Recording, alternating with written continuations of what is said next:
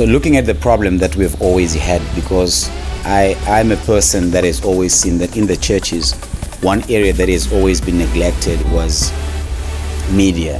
And I'll always be irritated by poor sound that's coming up when I'm watching a program on Facebook, or it can be a very bad picture, and the lack of knowledge that the body of Christ had, and that maybe the pastor is actually so much gifted and he wants his word to reach out to so many people, but that word is kind of like limited because there isn't people that have got knowledge that are able to expand the reach for the men of God.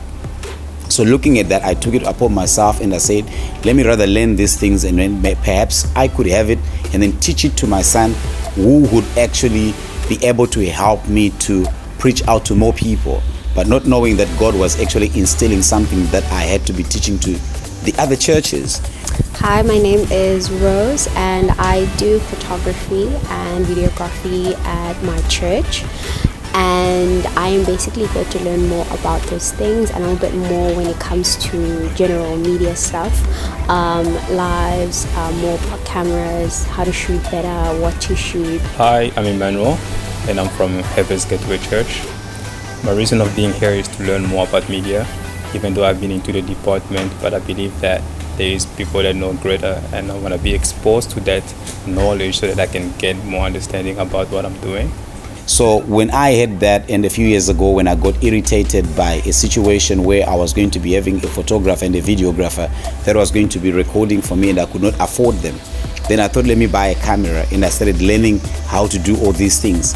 But now coming through into the church circles, you find that on social media there's quite a lot of content that we don't actually really need, but the content that we're kind of like looking for, we're not getting it, because the people that are in church, some of us have been so ignorant.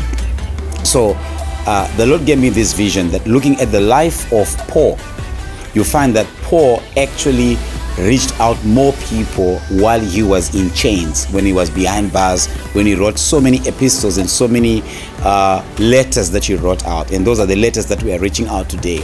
And Paul actually had a greater reach than the people that he could reach out to at the time that he was able to meet up people one-on-one. So I realized that if we are going to take media seriously, we are going to be people that are going to be having global reach, and we can reach out to more people than what we can reach on one-on-one. So therefore my heart is to extend and to reach out to churches, to ministries, and to all the people of faith, to help out, to train, to groom them, so that we can take our message globally and internationally, so that our message just does not end off being in the communities where we are in, but our message is able to reach out all people globally. What really got my attention was the understanding of the visionary's vision and the organization's vision.